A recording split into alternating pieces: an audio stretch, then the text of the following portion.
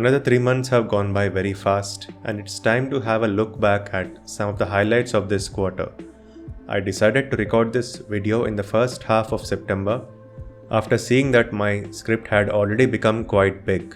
So, any important news that may surface in the second half of the month will be covered in my end of the year highlights video in December. First, let's take a look at some of the notable game launches this quarter. Do note that this is not an exhaustive list and that I am only including games that I have either played myself or games that I feel are worth mentioning for some particular reason. The First Descendant got off to a huge start with more than 10 million players trying the free-to-play game in its first week.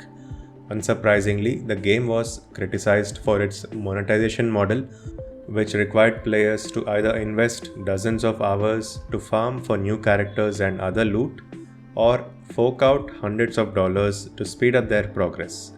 The gameplay itself was decent, and I will fondly remember this game's launch because my early impressions video for this game turned out to be the best performing video on this channel so far. Zenless Zone Zero was the other free-to-play game that got off to a huge start, with more than 25 million players trying the game during its launch window. Hoyo vs games always have massive launches, especially on mobile platforms, so this was not a big surprise. I found the early gameplay to be a bit interesting, but the gacha model was definitely not to my liking, so I left it soon. EA Sports College Football 25 is on this list only because it turned out to be one of the surprise hits of the year. But at the same time, it wasn't much of a surprise because the core fanbase of American football fans were eager for a game in the college football franchise for more than a decade.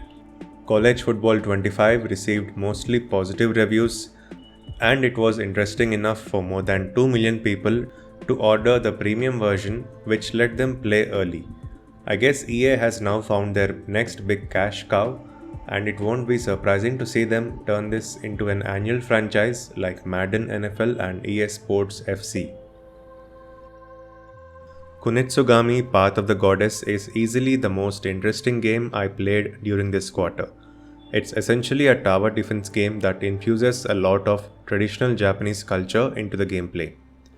It's a rare indie game experience developed by a AAA company that delivers on its promise.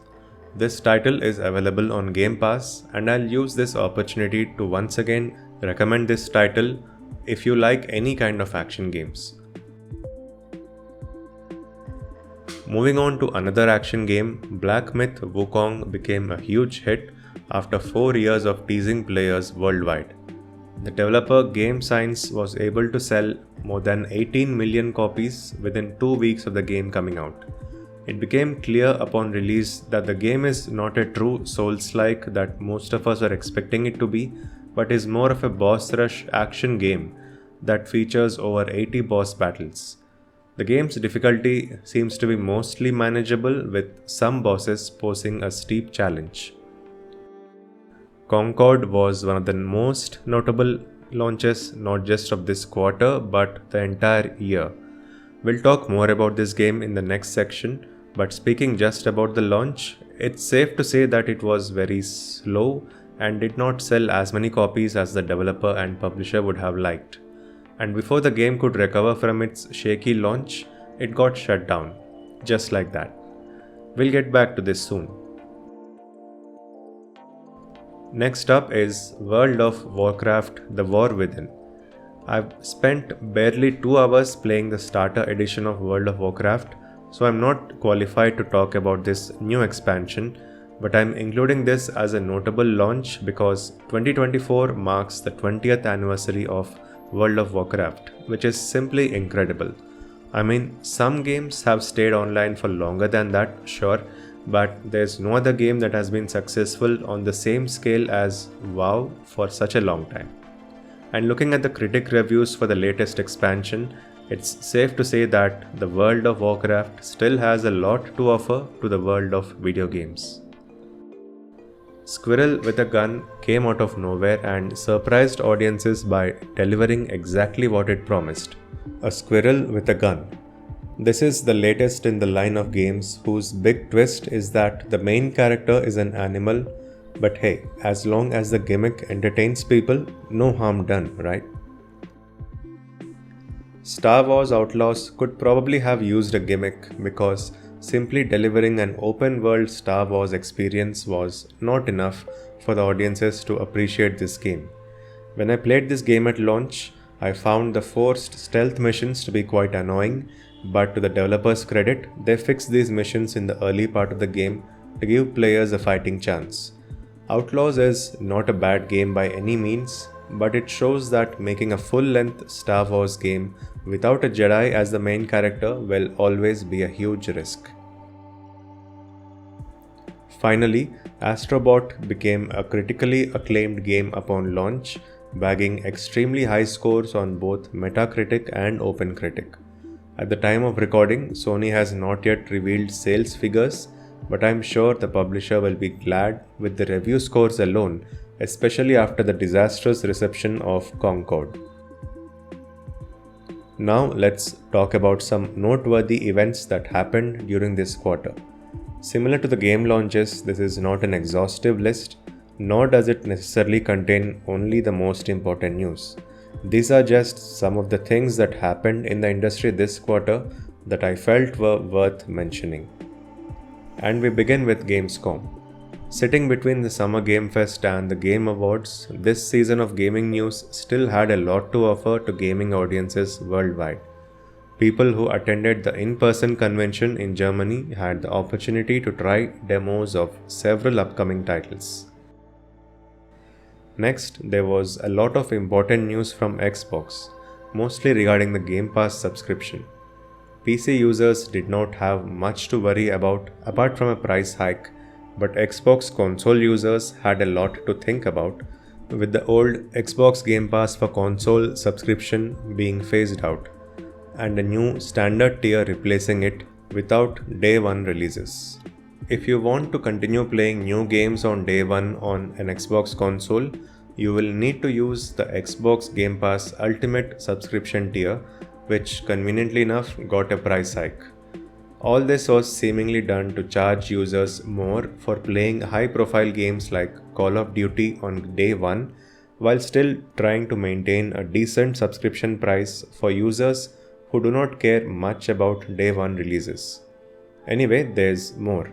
At Gamescom, Xbox announced that their upcoming first-party title, Indiana Jones and the Great Circle, would get a PS5 release next year. This news wasn't exactly reassuring to the Xbox community, who started questioning the need of owning an Xbox console in the future.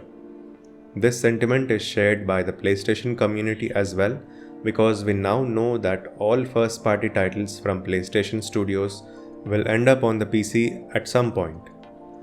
So should companies simply stop selling consoles and all of us just start using PCs for gaming?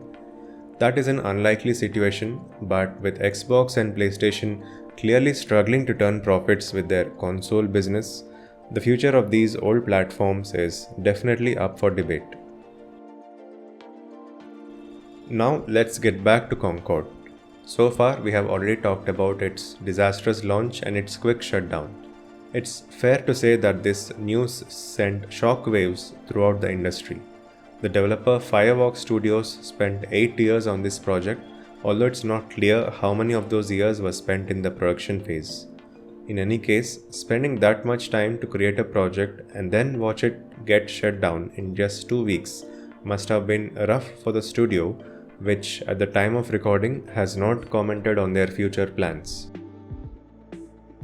Respawn Entertainment's Apex Legends was in the news this quarter for attempting to introduce a ridiculous battle pass strategy. The initial plan was to have 2 battle passes per season, both of which had to mandatorily be purchased with real money. After the community lashed out at these plans and review bombed the game on Steam, the developer announced a revision, which was that there would still be 2 battle passes per season, but they could be purchased with in-game currency, which would be earnable by completing the battle pass. Later, the new plan was implemented and the game has since not been in the news much, but the game's reviews on Steam improved from being overwhelmingly negative to mostly negative. Ubisoft did not have a good quarter. First, they had to lay off some employees in North America and cancel one of their mobile projects, The Division Heartland. Later, Star Wars Outlaws came out to mixed reviews, and finally, some of their shareholders called for some drastic changes after the company's recent performance in the stock market. Letting the general public decide the direction of a video game company was never a great idea, and Ubisoft is a perfect example for that. To be fair, one of the demands of these shareholders is that the company should go private, which I feel would be a good thing for Ubisoft, because they can stop worrying about shareholder sentiment while deciding what kind of games to make. Bungie also had a bad quarter. Over 200 employees were let go, with some of them joining other studios under the PlayStation umbrella, but most of them losing their jobs entirely. Bungie's CEO Pete Parsons said that the company spent a lot of time and resources on managing multiple projects, and this cost them dearly. Now the company is focusing on just two projects, the ongoing development of Destiny 2 and the upcoming extraction shooter Marathon. After looking at Concord's performance, one can only hope that Bungie avoids turning Marathon into the next great live service flop. Valve was in the news for a very rare reason. They're actually developing another video game. It's called Deadlock, and it is still in the early stages of development. Valve is using a tried and tested way of marketing a game, and that is by restricting access to the game. Remember the old referral system where you need to be invited by someone to get access to a game?